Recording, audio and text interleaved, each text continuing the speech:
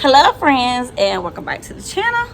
Today is Tuesday, October the 1st, and honey, these last few days have been a journey.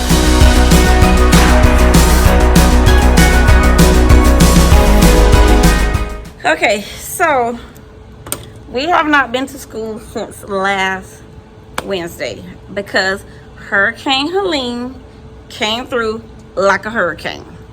Yes, she did, honey. So we were out of school Thursday and Friday for the hurricane. She came in around about 9:30ish Thursday night. And when I tell you, it was so scary, so terrifying.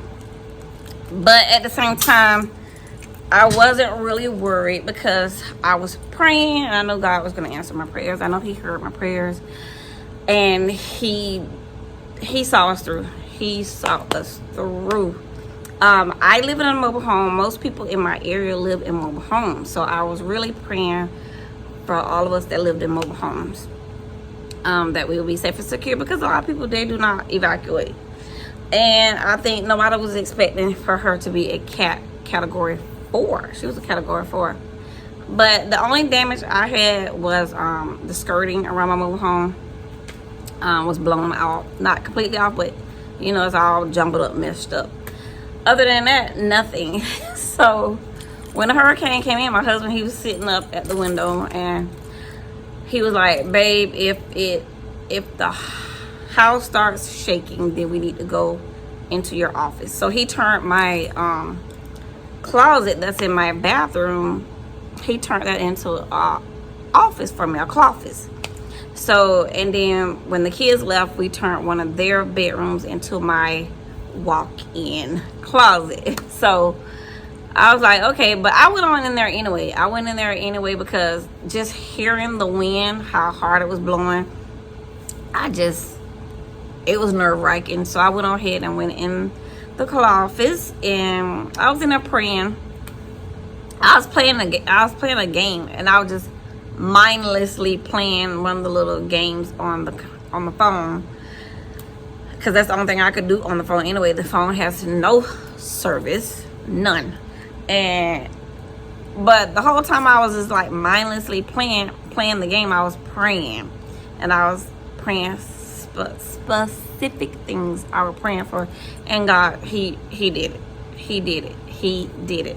We all came through. No fatalities, no real damage, no real property damage. So we have, right now, we have a tree down, like right up in the driveway part coming. So we live on 5.5 acres. My mother-in-law and her husband live up front, and then you drive to the back. Me and my husband live back there, and like right when you're leaving their house to come to my house, in that middle area, that driveway, there's a tree down, and it fell on the power line. So the power line is down there and the tree is there. And I will insert a clip somewhere up in here to show you guys. So my husband did trim up a little bit of that tree. We can only do so much because that's a power line there. He didn't want to, even though it's dead or it's not live because they shut the power off, it's still there. We didn't want to take a chance, so we just did what was sticking out from the power line, so they could have a easy way to get in, and also so we could get in and out of the property. But yeah, that's where we're at. So they told us we had to come back today, and we still have about it's a good amount of people in our area. I know I still don't have lights. One of the other 4th grade teachers, she don't have lights. She don't even have an estimate when she will get lights, because she live in a very, very wooded area of the town, and they don't know when theirs will be ready. Like, power poles were split in half. There's lines down, even up the road going to my house. Power lines were down, the whole thing. Just, baby, Hurricane Helene came and wreaked. Like, she came to do what she did. She did that. So yeah, so here we are today, and I have about half of my students. I have 22 kids in all, and 11 of them are out today. So half of my kids are out today. So we're in here, the little bit that I have, we're in here doing our ELA writing fast test practice. And yes, we're doing it again, but this time we're doing it on paper. And not only that, I printed it out, but we're doing it where I made it a little bit fun for them. So we read the sources, we read the passages, and they give you source 1, source 2, source 3, and this is expository writing.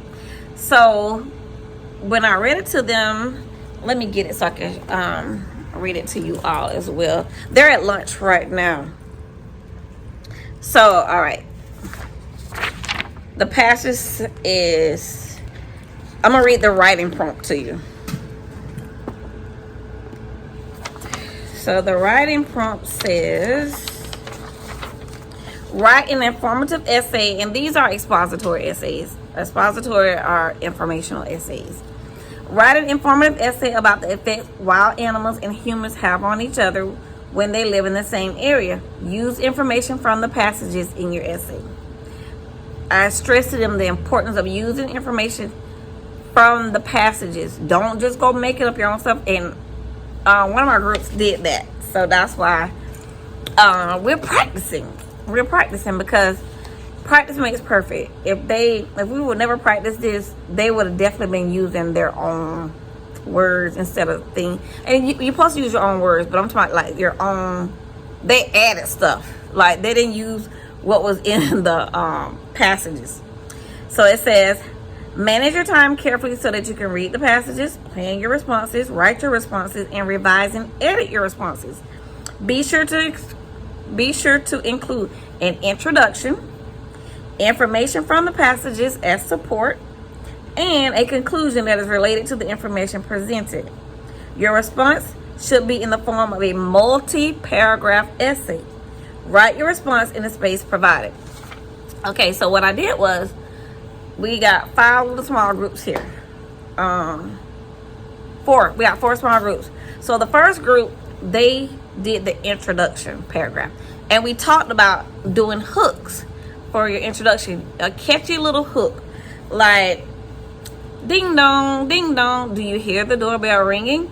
Yes, I'm here to talk to you today about doorbells and the different chimes and the different ringtones of doorbells. Like something like that. Like you want it to be really catchy. You want something really catchy. So that's what my first group do. They wrote it on sticky note anchor chart paper. So let me turn you guys around real quick so I can show it to you. Okay, so each group got us like a sticky note paper. And guys, I'm so glad we're practicing this because honey, let's look at it.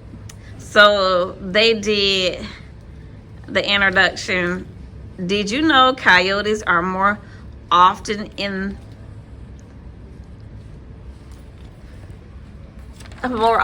cities than in rural areas? According to source 1, coyotes are closer than you think. And I told them, you know, they did pretty good. This is their first time doing this. We're practicing it, and practice makes perfect. Told them to make sure they work on their handwriting, make sure they work on grammar and punctuation. But overall, that was pretty good. That was pretty good. Then you got paragraph body number 1, paragraph body number 2. And then the other group was supposed to do the conclusion. So as you see, they were working on it. They did pretty good. But that's why I'm here to help them.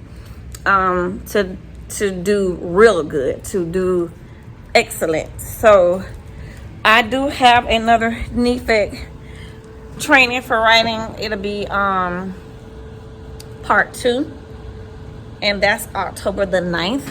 So I'll be going back for the second part of the NEFEC training. But I was just like happy to see they were having a good time doing it and not making it so boring. And I think that contributes a lot to me going to these NEFEC trainings, to figure out ways to let the kids, like I said in my last video, I want them to learn in a fun learning environment, but I also need to be able to contain the behaviors. So today wasn't so bad because it's only 11 of them. We're going to see how it goes when all 22 are here. But I still want to do it the same way. And like, so I put them in groups. It's like three kids to each group. Then I say, okay, so that could be 3 sentences. Paragraphs are 3 to 5 sentences long, at least. So you at least get your 3 sentences for each paragraph, and then, you know, you'll have a pretty decent essay when you put all of it together. So I can't wait to see how they grow with this. Like I told them, I said, I'm going to keep these, and you guys can see. I'm going to let them autograph them when they come back from lunch. And you guys going to be able to see how much you progress from now up until it's time to take the fast writing test or their Tropicana speeches, because the Tropicana speeches come first. So I am excited about that for them, and they had a good time doing it. And I just want to keep finding strategies that are fun and that's going to make it stick. So yeah, that's what we got going on today. I'm not going to bore y'all too much. But and then tomorrow we're going to practice the math portion of the fast test. So every day I want to get in like a little bit of a practice for the fast test, because let's be honest, like the fast test is very, very important. It's part of our school grade, and right now we are a high C. We need to be an A. I want to be an A, and I don't want state to have to come in and take over the school. So we need to do what we need to do as teachers to get these kiddos prepared, and doing it in fun ways makes it easier, makes it better, and make it stick, hopefully. So I will see you guys tomorrow. Good morning, guys, and happy Wednesday. Today is Wednesday, October the 2nd. We're in October already. Yeah, so I got here a little bit early this morning. I mean, a little bit early. I got here like 7 this morning. The kids come in at 7:15. I was able to walk around and visit and go to the bathroom and get myself together. Yeah, I was able to get myself together this morning. Usually when I get here, I have to get straight to business. But, and guys, guess what? I still don't have any power. I don't have any power, but the internet came back on yesterday. So it made it seem a little bit more normal, because we do have a generator. But it's still not the same, because I really need to do laundry. Really need to do laundry. So anyway, I'm gonna get some things prepared for the kids for when they get in here, and I will chat with you guys in a minute. Hey y'all, and welcome back to the channel. Today is Thursday, October the 3rd, and let me tell y'all, I got some news to share with y'all. Guess what? Your girl got Teacher of the Year. Yes, I did. I got Teacher of the Year. Oh my God. Such an honor, such a blessing to get Teacher of the Year. This is my 3rd year teaching 4th grade. And I just feel so honored and blessed. So yes, your girl got Teacher of the Year. And to make it even better, Dr. G, our principal had Dr. G to help her surprise me. And she came in with a whole little announcement. So she recorded a little bit. So I'm going to show that to you all after this clip. But yes, I just wanted to come in and share that with y'all. So Teacher of the Year. So guys, I'm going to end the video on that note. Like I say, I'm going to add a little bit of the video that Dr. G did yesterday when they came in and surprised me. But yes, this is a few days in the life with your favorite teacher, Miss B, who is also now the Teacher of the Year, baby. Bye, y'all.